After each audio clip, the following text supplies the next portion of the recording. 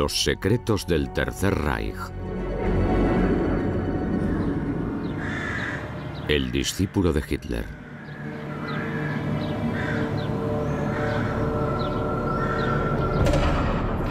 Esta antaño grandiosa mansión en la antigua provincia alemana de Baja Silesia fue asaltada por el Ejército Rojo en los últimos días del Reich de Hitler. Ahora se encuentra en Polonia y hasta después de la guerra los soviéticos no descubrieron los extraños archivos nazis de alto secreto guardados en el interior de sus decrépitas paredes. La mansión había sido usada por las SS, el temido servicio secreto de Heinrich Himmler y la organización que dirigía los campos de la muerte de toda Europa.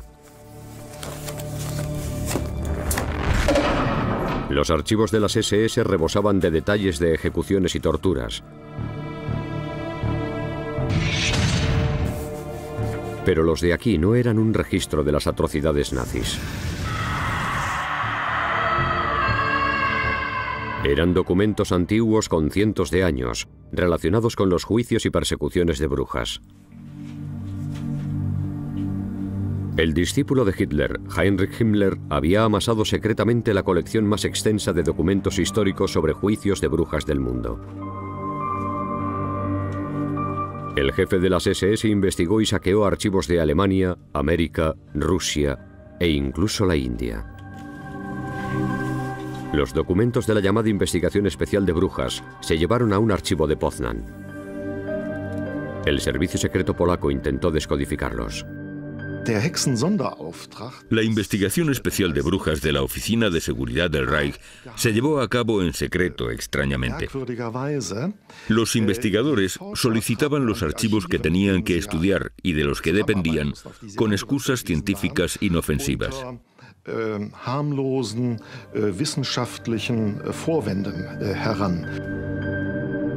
Himmler se había embarcado en otra investigación histórica con un objetivo práctico: encontrar pruebas de la cultura superior alemana en el pasado.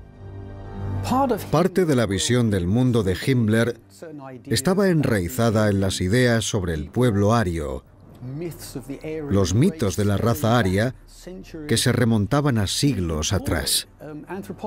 Contrató antropólogos, historiadores y geógrafos para encontrar pruebas de la preeminencia de la raza aria. La investigación de Himmler no era puramente académica. El jefe de las SS también sentía debilidad por el ocultismo. A los siniestros uniformes negros de las SS se habían incorporado símbolos míticos, además de las insignias militares tradicionales. El famoso símbolo de la calavera de las gorras de las SS era un símbolo militar alemán muy antiguo que ya habían llevado los prusianos a principios del siglo XIX. Se llamaba Totenkopf y se llevaba como símbolo de respeto hacia un duque alemán que había fallecido, pero los nazis le dieron un significado siniestro. Intentaba crear un culto artificial de las SS, una mezcla muy rara de distintos elementos. El motivo era, desde el punto de vista de Himmler, reforzar la cohesión interna de las SS para que pareciese una organización elitista distinta de otras organizaciones nazis. Además de sus uniformes característicos, se diseñaron a medida rituales paganos para los miembros de las SS. Las ceremonias del solsticio iban acompañadas de fuegos sagrados y discursos solemnes. La llama sagrada nunca se apagará dentro de nosotros. El ritual del solsticio de invierno se celebraba poco antes de Navidad. El ritual del solsticio era un ejemplo clásico de la palabrería nazi. Lo que intentaba hacer la gente como Himmler era reemplazar el cristianismo en Alemania por un nuevo tipo de misticismo basado en antiguas leyendas esotéricas germánicas y religiones nórdicas, con cosas como Odín, Thor y las runas. Incluso las letras de las SS que llevaban en los cuellos de los uniformes estaban diseñadas como símbolos rúnicos. Un símbolo similar de estilo nórdico llamado Sol Negro estaba grabado en el suelo del castillo de Wewelsburg. Antigua residencia obispal renacentista, Wewelsburg se convirtió en una especie de templo de la nueva fe, de la nueva raza dominante aria. Las brujas, los rituales míticos y las runas se pueden considerar fantasías ilusorias. Pero la palabrería nazi de Heinrich Himmler tenía un propósito serio: vincular a legiones de alemanes jóvenes y leales con el culto a la muerte de las SS.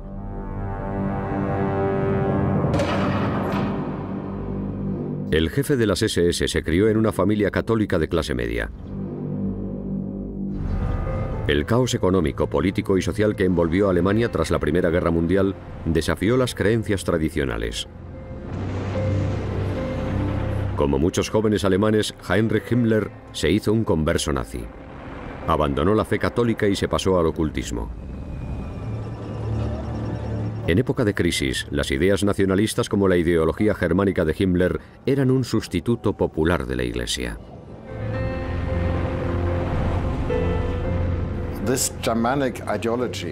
La ideología germánica resultó atractiva para muchos jóvenes alemanes después de la Primera Guerra Mundial, porque hay que tener en cuenta que tras el colapso del Kaiserreich, del Imperio Alemán, se necesitaba establecer una nueva identidad nacional alemana, y mucha gente buscó en las raíces del germanismo y creyó que podía encontrar un pasado místico. Himmler quería pruebas de ese pasado místico. Un accidente geográfico ligado a la leyenda, las rocas de Exern, cerca de Paderborn, quedó bajo protección de las SS.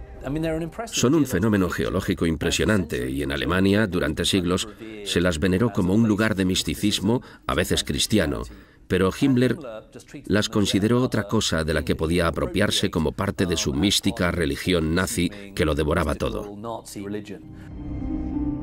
El jefe de las SS encargó a arqueólogos que excavasen para buscar reliquias de la antigua cultura alemana, algo que pudiera sostener su visión de una gran identidad germánica perdida en el pasado.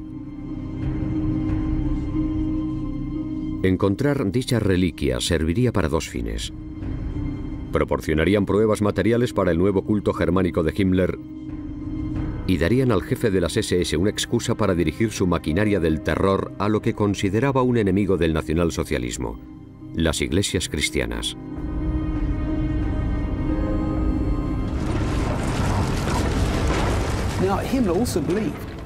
Himmler creía que el cristianismo era una idea degenerada, que el cristianismo corrompería los valores morales del pueblo alemán y destruiría la raza aria. Himmler culpaba a los reyes cristianos, sobre todo a Carlomagno, de destruir la antigua cultura alemana, sus lugares sagrados, y de convertir a los paganos sajones al cristianismo. El jefe de las SS consideraba mártires a los sajones y en 1935 erigió miles de piedras para conmemorar su supuesto sacrificio. Otro tipo de cuento de hadas de los hermanos Grimm proporcionó otro pretexto al jefe de las SS para atacar al cristianismo.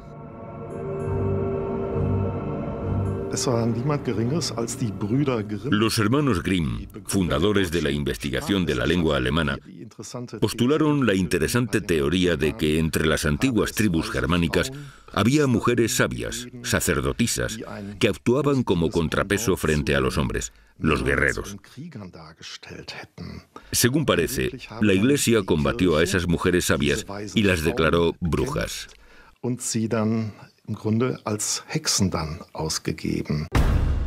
Eso podría explicar el proyecto confidencial de investigación de las brujas del Führer del Reich. Si podía demostrar que el cristianismo había perseguido sistemáticamente a las sacerdotisas germánicas, las guardianas de la gran cultura nacional resucitada por las SS, las iglesias podrían ser las próximas en su lista de ataques.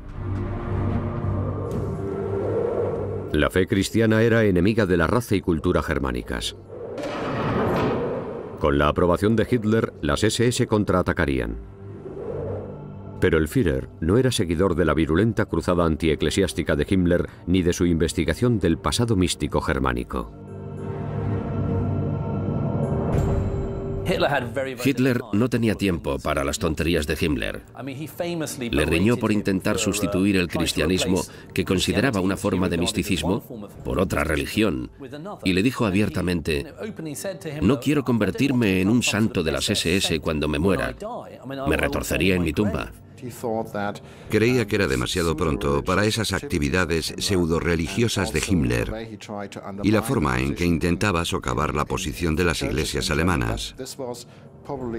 Creía que no debía hacerse durante la guerra e intentó detenerlas varias veces. A pesar de las objeciones del Führer, Himmler continuó en secreto el proyecto de investigación de brujas desde 1935. Los agentes de las SS peinaron las bibliotecas y los archivos en busca de pruebas de las cazas de brujas. Usaron falsos nombres e identidades para tapar su rastro. Su jefe quería pruebas de las atrocidades cristianas contra las tribus germanas. Pero las fechas no cuadraban. Los investigadores de la Investigación Especial de Brujas se dieron cuenta de que la mayor parte de las cazas de brujas no tuvieron lugar en la Edad Media, sobre todo no al principio de la Edad Media, cuando todavía había tribus germanas, sino al principio de la Edad Moderna, lo que constituía una clara indicación de que el motivo no era combatir la religión germánica, porque en esa época ya no existía.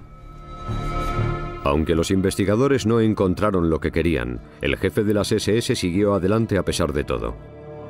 Aparecieron archivos sobre una tal Margaret Himmler, de Markelsheim, que fue quemada por bruja el 4 de abril de 1629. ¿Sería la acusada de brujería una antepasada de Himmler? Nadie lo pudo demostrar, ni estaba claro que el propio jefe de las SS lo creyera. Lo que está claro es que su secreto proyecto de investigación de brujas se llevó a cabo con máxima diligencia. En 1944 ya se habían catalogado meticulosamente más de 30.000 archivos. Para los que han estudiado al hombre y sus motivos, Himmler fue mucho más que un mero creyente en la ideología mítica germánica. Heinrich Himmler no era un hombre ordinario. Era extremadamente listo. Era diligente, trabajador y un gran organizador de instituciones y personas. Se le daba muy bien gestionar y manipular subordinados. Por supuesto, le empujaba su ambición personal y la ideología germánica basada en la idea de un pueblo germánico. Jugaba un papel importante, pero creo que ante todo era un político. Resultó una combinación altamente peligrosa y eficaz que le catapultó a lo más alto. En 1929, Himmler no era más que un diminuto piñón del engranaje del partido nazi. Las SS o Schutzstaffel no eran más que un pequeño grupo con 1000 afiliados. Servían de guardia personal de Hitler y otros prominentes líderes del partido. Pero a sus 29 años, Himmler ya tenía ambiciosos planes. Sus tropas se convertirían en algo especial, en la guardia de élite del partido nazi. Las hojas de sus puñales llevaban grabado «Honor es lealtad».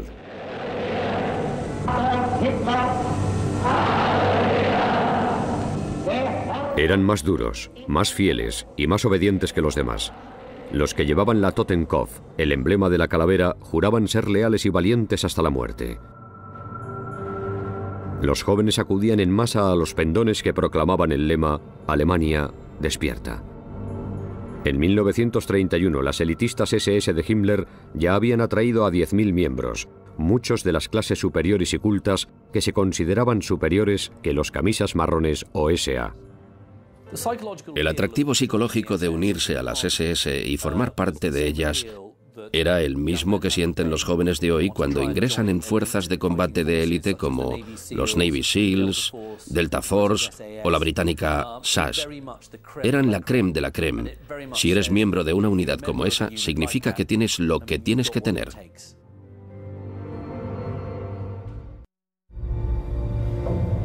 Tras el ascenso al poder de Hitler en 1933, Himmler se convirtió en jefe de policía de Múnich y las SS en una especie de fuerza policial auxiliar.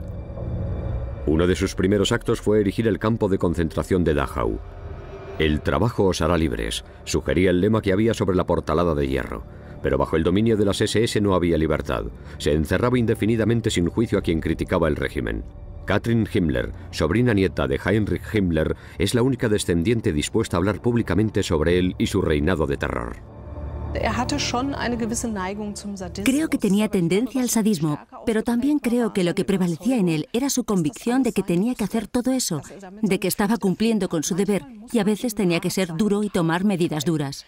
Y a veces no solo lo ponía en práctica con sus oponentes, sino con las propias SS.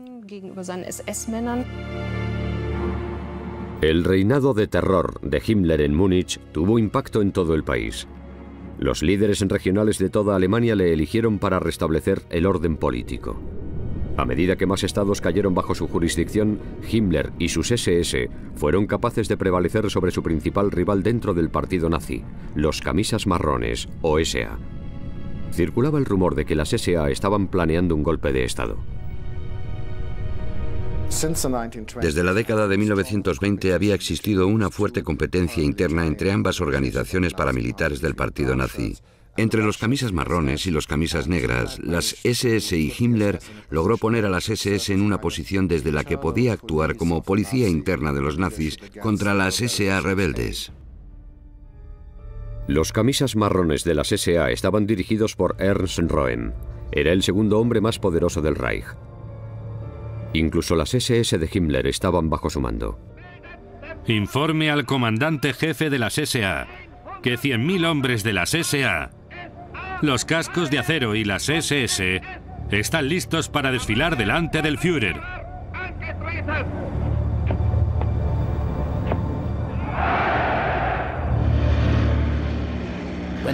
Cuando Hitler ascendió al poder, Röhm pensó que Hitler no estaba yéndolo bastante lejos, y como resultado, Hitler se dio cuenta de que las SA, que eran muy poderosas, podían representar una amenaza para su poder. Pero también el ejército se quejaba de la influencia de las SA. Hitler tuvo que elegir entre el ejército y las SA. Y se produjo la famosa Noche de los Cuchillos Largos de 1934, en la que Hitler erradicó a los líderes de las SA. Los exterminó de forma literal.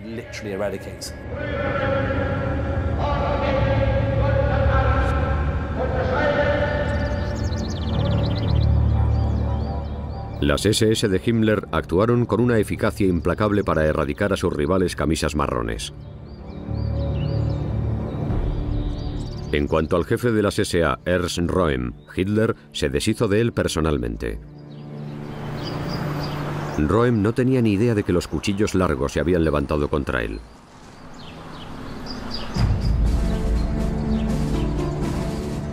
Estaba de vacaciones, acostado en un albergue junto a un lago bávaro, cuando su Führer y antiguo camarada irrumpió con un grupo de hombres de las SS.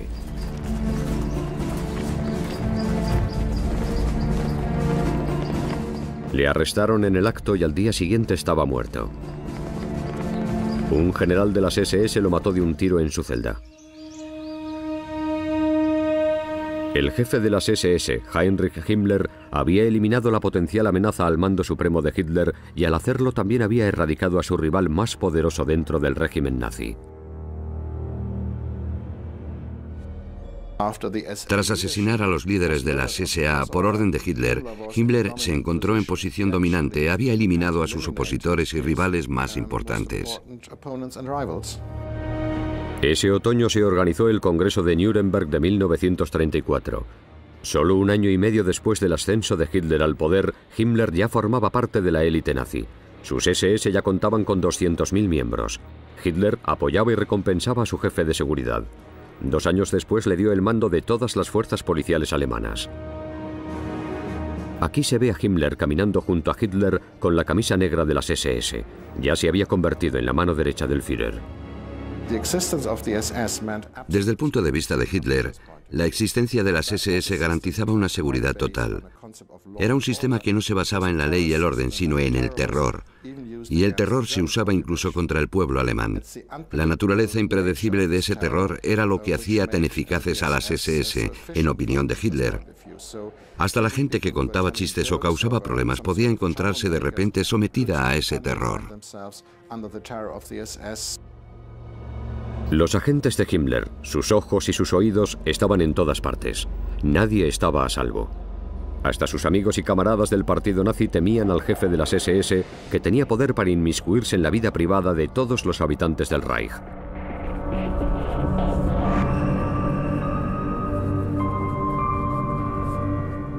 Pero Himmler se aseguraba de que su vida privada estuviera estrictamente protegida. Pocos conocían su relación secreta y las cartas que recibía que acababan con las palabras «No me olvides». Estaban firmadas con una de las adoradas runas germánicas del jefe de las SS, uno de los mismos símbolos grabados en el que llamaba su anillo de la calavera.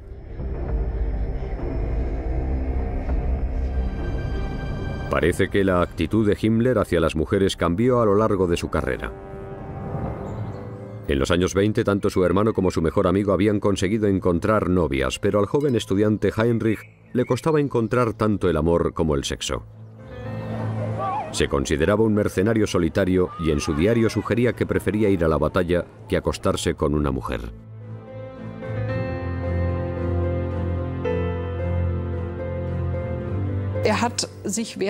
Desde su época de estudiante se impuso un estricto código de conducta y de abstinencia hasta el matrimonio. Todo indica que no mantuvo relaciones sexuales hasta que conoció a su mujer. Todo ello está estrechamente relacionado con su profunda inseguridad en las relaciones con las mujeres. No sabía qué hacer con ellas ni cómo portarse con ellas. Al final superó sus inseguridades sexuales con una enfermera, Margarete Boden. Ella era 7 años mayor. Se casaron en 1928 y tuvieron una hija, Gudrun. El hombre que ordenaría asesinatos en masa a escala industrial era Heini, el padre y esposo ideal. Heini siempre fue el tío simpático al que le gustaban mucho los niños, que se interesaba por ellos y les traía regalos. Era un tío encantador y también era así con su hija. Su hija también le quería mucho y siempre tenía muchas ganas de verle. Los diarios de Marga demuestran lo mucho que ansiaba ver a su padre y lo mucho que le echaba de menos. El trabajo no era lo único que mantenía a Himmler lejos de casa. A principios de 1937 contrató como secretaria privada a la hija de un comerciante de 20 y tantos años. Hedwig Potast pronto se ocupó de algo más que de su agenda. Físicamente tenía la ventaja de la edad y además parece que era muy guapa. Era 12 años más joven que Heinrich Himmler, es decir, 19 años más joven que Marga Himmler, y tenía una personalidad completamente distinta. El divorcio estaba totalmente descartado en el caso de Himmler, pero se le ocurrió una solución distinta y conveniente: convertir el engaño en una cuestión de deber para las SS. Himmler dijo a sus hombres que lo más importante era tener hijos, dentro o fuera del matrimonio. Se le ocurrió la idea de casarse por segunda vez.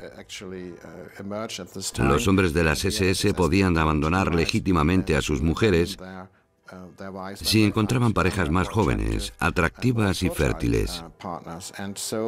Y a la vez que propagó esas ideas, mantuvo a su amante. Himmler quiso producir una raza de élite dentro de las SS y a la vez perdonarse su aventura extramarital. Cuando Alemania invadió Polonia en 1939 se enviaron unidades de las SS al frente. Himmler temía que sus tropas de élite más valientes murieran antes de tener ocasión de engendrar la futura raza dominante de las SS.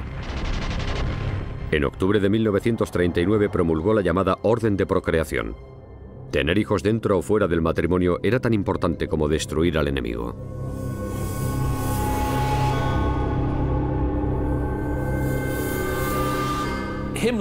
Himmler consideraba a las SS como la cuna de la nueva raza dominante. Era como el malo de una película de James Bond. Quería crear una raza dominante que se apoderase del mundo. Quería que los hombres de las SS, que eran racialmente puros, que habían demostrado su linaje hasta el año 1750, se reprodujeran lo más posible, y creó las casas Leibenborg, donde se enviaba a los hombres a acostarse con las mujeres que vivían allí. Pero los oficiales conservadores alemanes consideraban la política de Himmler un ataque a los valores familiares tradicionales. El jefe de las SS tuvo que retractarse en público, pero la orden de procreación se mantuvo vigente entre sus filas. Las SS nunca abandonaron la idea del segundo matrimonio.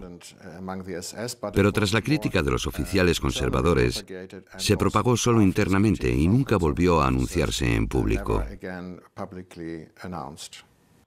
Himmler tuvo que mantener ocultas las relaciones extramaritales, incluidas las suyas. De la aventura con su secretaria nació un hijo. Nació en la clínica de Hohenlingen, al norte de Berlín, en febrero de 1942. Antaño reservada al tratamiento de nazis prominentes, ahora sus silenciosos pasillos en ruinas yacen abandonados. Esta es la única foto conocida del hijo ilegítimo del jefe de las SS. En el certificado de nacimiento el nombre del padre se dejó en blanco. 2 años después, Himmler reconoció oficialmente la existencia de su hijo y una segunda hija. Su segunda familia secreta se mantuvo alejada en una remota casa alpina. Fue el precio que la secretaria de Himmler tuvo que pagar por la relación. La familia de Hedwig Potast estaba horrorizada, no porque fuesen hijos de Himmler, sino porque eran producto de una relación extramarital.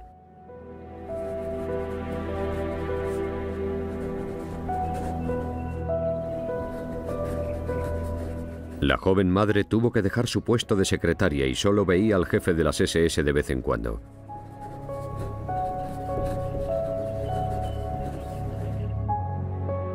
Él estaba ocupado orquestando matanzas masivas, en lo que consideraba la eliminación de los enemigos infrahumanos del Reich alemán. Su amante estaba fanáticamente decidido a establecer un nuevo orden mundial bajo el pendón negro de las SS. El castillo renacentista de Wewelsburg era su templo.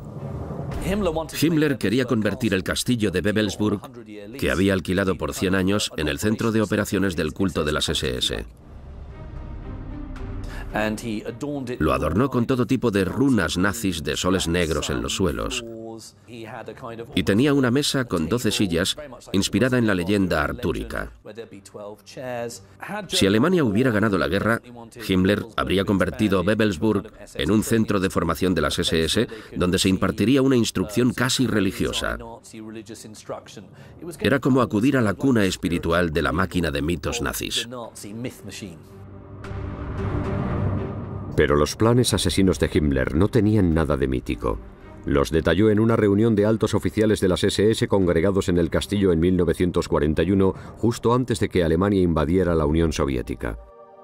Fue una declaración clave para el tipo de guerra que Himmler esperaba que sus hombres librasen en el este.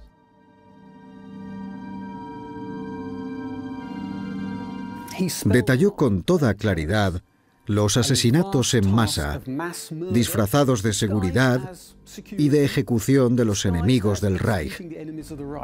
Pero todo el mundo sabía que lo que pidió a los hombres reunidos en aquel castillo era cometer una matanza masiva a una escala sin precedentes. Himmler planeaba hacer realidad la visión de Hitler de un gran imperio germánico. El imperio se extendería desde el Mar del Norte por el oeste hasta el Mar Caspio por el este. En su gran imperio alemán no había sitio para los judíos, los bolcheviques y los gitanos y otros llamados indeseables. La marcha hacia el este comenzó el 22 de junio de 1941. El ejército regular alemán, la Wehrmacht, invadió la Unión Soviética. Las unidades de las SS lo siguieron para librar su guerra de exterminio del bolchevismo y el judaísmo. Himmler tenía una ideología muy bien formada. Creía que era guerrero de una guerra étnica, cuya tarea era defender el Tercer Reich contra sus enemigos y destruirlos. Y el mayor de esos enemigos era el pueblo judío. El ejército regular alemán y las unidades de las SS Waffen luchaban contra el ejército rojo en el frente. Tras él, en territorio conquistado, las llamadas unidades de comandos especiales de las SS llevaban a cabo su guerra de exterminio. Al principio arrestaban a los hombres, especialmente judíos, y los fusilaban. Pero la matanza pronto se extendió a las mujeres y los niños. Fue el inicio del Holocausto. Nunca se ha encontrado una orden escrita. Pero el historiador Peter Longerich cree que ha averiguado cómo dirigió las matanzas el jefe de las SS sin dejar un rastro de papel que vinculase a él o a sus hombres con órdenes escritas.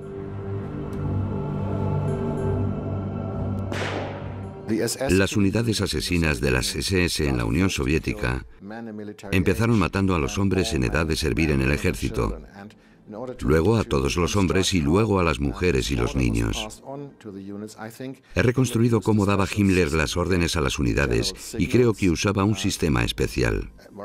Daba órdenes a sus generales que en realidad eran señales muy vagas y luego confiaba en que se guiaran por su intuición para entender lo que quería que hicieran. Luego viajaba a esos sitios y comprobaba si habían entendido sus órdenes correctamente. Aunque no se han encontrado órdenes escritas, las cifras de víctimas se registraban meticulosamente. El sistema de órdenes vagas e indirectas y de visitas personales para supervisar su cumplimiento indicaba que Himmler se estaba protegiendo a sí mismo y a sus unidades asesinas. A pesar de operar dentro de una dictadura gobernada por el terror, estaba actuando ilegalmente y violaba las leyes tanto alemanas como internacionales. Una vez que las señales de Himmler bajaban por la cadena de mando y se llevaban a cabo las matanzas, la zona se declaraba libre de judíos.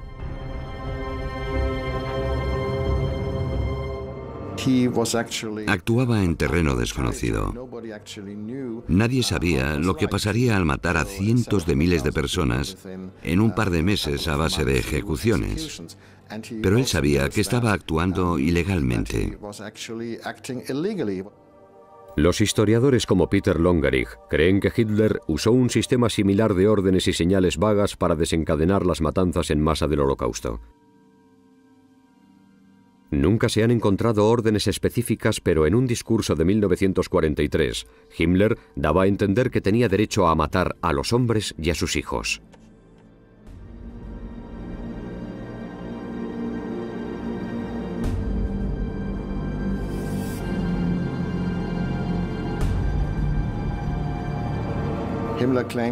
Himmler afirmaba que tenía derecho a extender las matanzas a mujeres y niños en la Unión Soviética. No decía que tenía órdenes expresas de Hitler, pero sí que estaba autorizado. Y creo que eso refleja el sistema que usaba Hitler. Daba órdenes y señales genéricas y confiaba en que a alguno de sus hombres se le ocurriera la solución radical. En este caso, fue Heinrich Himmler quien dio un paso al frente para orquestar la solución radical: el asesinato en masa de hombres, mujeres y niños. Himmler dio un discurso en el que dejó claro que las SS y el aparato de seguridad habían asumido la tarea de exterminar al pueblo judío. Y Himmler, de modo autocompasivo, afirmó que era una labor dura e ingrata, pero los hombres de las SS eran tan duros que habían podido llevarla a cabo. Ahora todo el que oiga el discurso sabe a qué se refiere y sabe que esa campaña de exterminio solo podía estar autorizada desde el máximo nivel por el propio Hitler.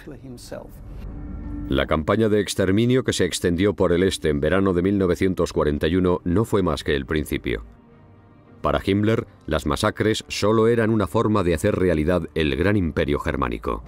En su opinión, la matanza de judíos de la Unión Soviética solo era el primer paso de un programa mucho mayor y exhaustivo con el fin de eliminar a millones de personas de los territorios ocupados de la antigua Unión Soviética. El Holocausto era el primer paso de una serie de genocidios. A finales de 1941, Himmler trabajaba en la llamada solución final de la cuestión judía. Había que transportar hacia el este a los hombres, mujeres y niños judíos desde los territorios ocupados por los alemanes. Al final del trayecto les esperaban las máquinas de asesinar de las SS como Auschwitz. Más de 1 millón de personas fueron gaseadas e incineradas solamente en ese campo. Se estima que unos 6 millones de judíos fueron víctimas de la manía racista orquestada e implementada por Heinrich Himmler. Muchos historiadores creen que no fue obra de un loco psicópata, sino de un hombre ambicioso y dinámico, decidido a llevar a cabo lo que consideraba una misión vital para su país. Heinrich Himmler no era un psicópata. Creía que era un guerrero contra los judíos y el bolchevismo, y que tenía que llevar la guerra a su fin implacablemente, sin piedad. No tenía nada de patológico. Al contrario, actuaba de forma lógica e implacable. Por eso da tanto miedo. Pero la guerra de exterminio de Himmler acabó con una derrota humillante con el asedio del Ejército Rojo y su amado Hitler refugiado en su búnker subterráneo de Berlín. Estando allí, una emisión en alemán de la BBC conmocionó a Hitler. Según un informe, Himmler ha ofrecido a Estados Unidos y Gran Bretaña, pero no a la Unión Soviética, la rendición incondicional. Hitler se enfureció. Había ordenado a sus fuerzas luchar con el último hombre y la última bala. Consideró la oferta de rendición de Himmler la máxima traición de su más fiel servidor.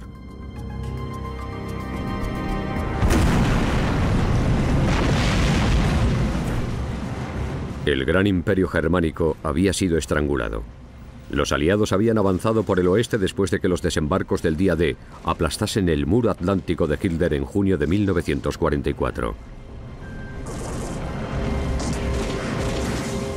El ejército regular, la Wehrmacht y las SS Waffen estaban librando una batalla perdida en dos frentes, ya que los rusos avanzaban por el este. Un mes después de los desembarcos del día D, la bomba de la trama de von Stauffenberg estalló en el corazón del cuartel general de Hitler.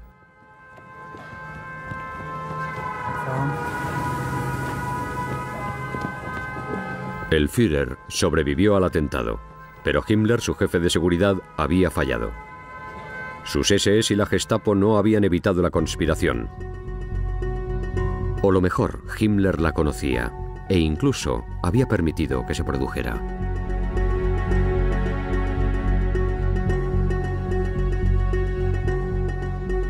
Al mes siguiente, el primer ministro británico Winston Churchill recibió un mensaje de Himmler. Se desconoce el contenido. Churchill se lo guardó para sí mismo antes de destruirlo. ¿Contenía una oferta secreta?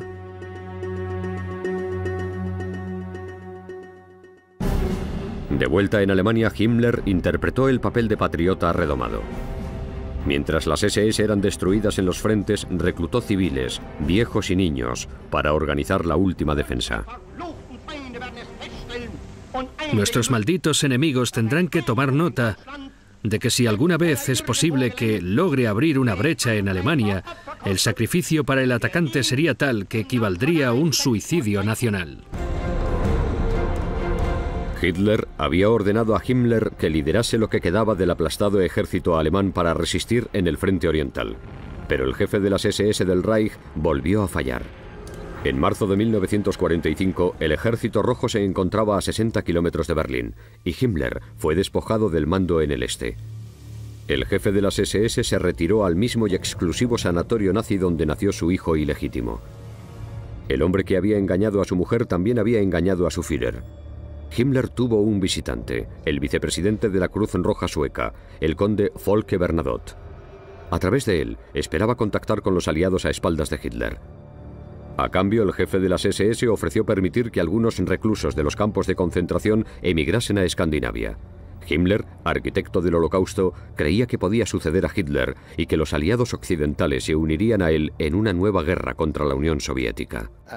Himmler siempre mostró una actitud muy pragmática y utilitarista. Y al final de la guerra creyó que podría usar a los reclusos de los campos de concentración para negociar con los aliados. Creyó que podría encontrar un nuevo papel que jugar en el mundo tras la derrota de Alemania. Por ejemplo, como comisario especial de seguridad de Europa o algo así. Por supuesto, desde nuestro punto de vista, parece absurdo, pero no se puede menospreciar la ambición de Himmler y su capacidad para cambiar de papel. Himmler mantuvo las negociaciones en secreto frente a Hitler. El Führer exigía luchar hasta la muerte, no rendirse. Un mes antes de suicidarse, Hitler condecoró personalmente a los que quedaban como defensores del Reich, los adolescentes de las juventudes hitlerianas. Mientras dejaba que los niños, los viejos y las últimas tropas agotadas se enfrentasen al fuego vengativo del Ejército Rojo, Heinrich Himmler huyó hacia el oeste. Hitler aguantó en su búnker hasta el 22 de abril de 1945, cuando declaró que la guerra estaba perdida y no tenía más órdenes que dar. El jefe de las SS lo tomó como una señal y ofreció abiertamente la capitulación a los aliados occidentales. ¿Fue una traición? ¿Desafiaba el lema grabado en su daga "Honor es lealtad"?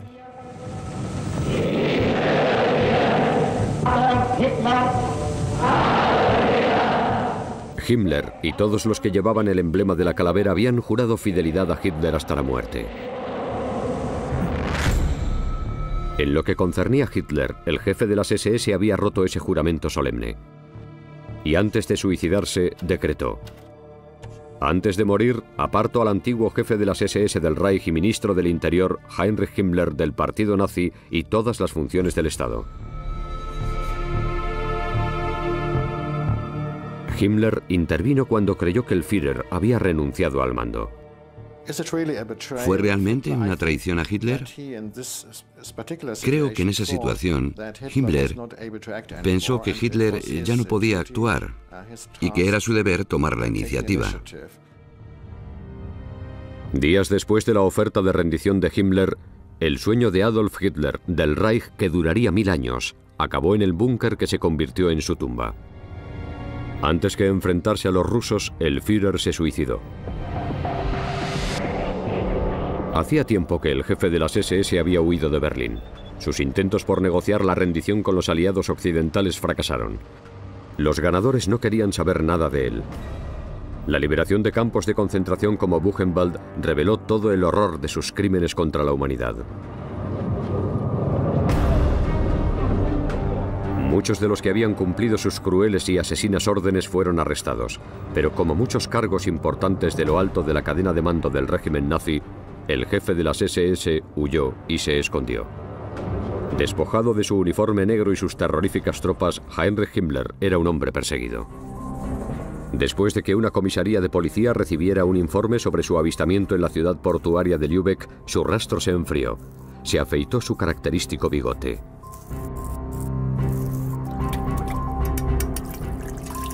Su mujer Marga y su hija Gudrun aparecieron en Italia.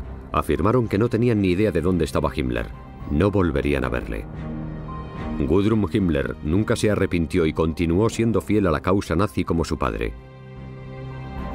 Tras la guerra trabajó para proteger a los veteranos de las SS y criminales de guerra en una oscura organización llamada Ayuda Silenciosa.